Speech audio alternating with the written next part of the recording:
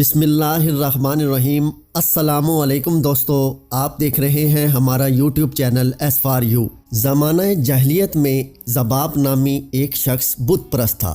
اس کو شکار کا بہت شوق تھا۔ زباب کے بت کا نام کراس تھا۔ ایک بکرا کراس کے نام پر ذبح کر کے اس کا خون بت پر چڑھایا اور 10 بستہ عرض کی، آپ میں سب قدرت ہے، اپنی عنایت سے مجھے کوئی شکار عنایت فرمائیں۔ بت کے اندر سے آواز آئی، جاؤ تمہارے خیمے کے پاس ایک کتا ملے گا، اسے تم پال لو، وہ تمہارے لیے شکار پکڑے گا۔ بت کے منہ سے یہ کلام سنتے ہی زباب نے خیمے کی طرف دوڑتے ہوئے آ کر دیکھا کہ ایک سیاہ کتا کھڑا ہے۔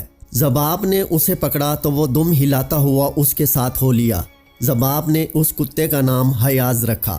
وہ رات دن شکار کھیلنے میں مصروف ہو گئے۔ کتا جو بھی جانور شکار کرتا پھر وہ زباب بت کے سامنے لا کر ذبح کرتا اور خون بت پر چڑھا دیتا اور گوشت مہمانوں کو کھلاتا اور خود بھی کھاتا۔ تھوڑے ہی عرصے میں اس کتے نے زباب کو مالا مال کر دیا۔ دور دور سے مہمان آتے اور بت کے ذبیحہ کو خوشی سے کھاتے، یہاں تک کہ حضور صلی اللہ علیہ وآلہ وسلم مبعوث ہوئے۔ جب اس کے مکان پر ہر روز مہمان آتے تھے تو ایک دن حسب معمول ایک شخص آیا اور کہا کہ آج میں نبی کریم صلی اللہ علیہ وآلہ وسلم سے قرآن سن کر آیا ہوں۔ جب اس مہمان نے سید المرسلین صلی اللہ علیہ وآلہ وسلم کی کچھ باتیں کی تو خلاف عادت وہ کتا بھی کان لگا کر باتیں سننے لگا۔ جب وہ شخص باتوں سے فارغ ہوا تو زباب کتے کو جنگل میں شکار کے لیے لے گیا۔ ہرن، نیل گائے، متعدد جانوروں پر چھوڑا، لیکن کتے نے کسی کو نہ پکڑا بلکہ جانوروں کو پکڑ پکڑ کر چھوڑ دیا۔ زباب نے کہا، آج کتے کو کیا ہوا؟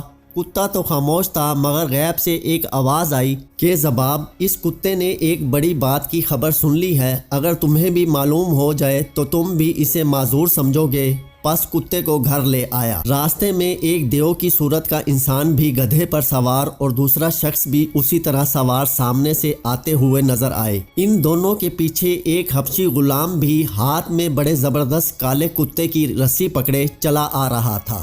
ان سواروں میں سے ایک نے میرے کتے کی طرف اشارہ کر کے کہا، اے کتے، شکار کرنا چھوڑ دو، محمد صلی اللہ علیہ وآلہ وسلم تشریف لائے ہیں۔ زباب گھر پہنچ کر سویا تو ایک آواز سنی۔ آنکھ کھول کر دیکھا تو حبشی غلام کے ہاتھ میں جو کتا تھا وہ کتا حیاض کے کتے کے ساتھ باتیں کرنے لگا۔ حیاض کے کتے نے اس کتے سے کہا، ذرا ٹھہر جاؤ، ابھی گھر والا آتا ہے۔ یہ کلام سن کر زباب نے آنکھیں بند کر لیں۔ حیاض کتے نے زباب کے قریب آ کر غور سے دیکھا کہ کیا گھر والا جاگتا ہے یا سو گیا۔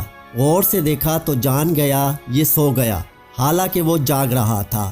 حیاض نے دوسرے کتے سے کہا، ہاں اب کہو کیا کہتے ہو؟ گھر والا سو گیا ہے اور کوئی بھی ہماری بات نہیں سن رہا۔ کالے کتے نے کہا کہ تو نے وہ جو 2 سوار دیکھے، یہ دونوں بڑے قوی جن تھے، یہ وہ ہیں جو حضور صلی اللہ علیہ وآلہ وسلم سے قرآن مجید سن کر مسلمان ہو چکے ہیں، اور حضور صلی اللہ علیہ وآلہ وسلم نے اپنی طرف سے ان دونوں کو روئے زمین کے جنات اور شیاطین پر مسلط کر دیا ہے، جو بتوں کے اندر بولتے اور بتوں کے ذریعے سے گمراہ کرتے ہیں۔ ان کو پکڑ کر ماریں، مجھے تو انہوں نے پکڑ کر خوب مارا اور طرح طرح کے عذاب میں مبتلا رکھا، اور مجھ سے عہد لیا کہ اب کے بعد میں کسی بت کے اندر نہ جاؤں۔ اے حیاض، میں ہندوستان کے جزیروں میں جانے کا ارادہ کر چکا ہوں، تیرا کیا ہے؟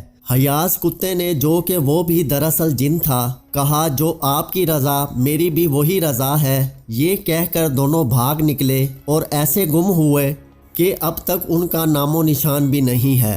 صبح کو زباب نے یہ سارا واقعہ اپنی قوم سے بیان کر کے کہا، میں تو مکہ معظمہ جا کر مسلمان ہوتا ہوں۔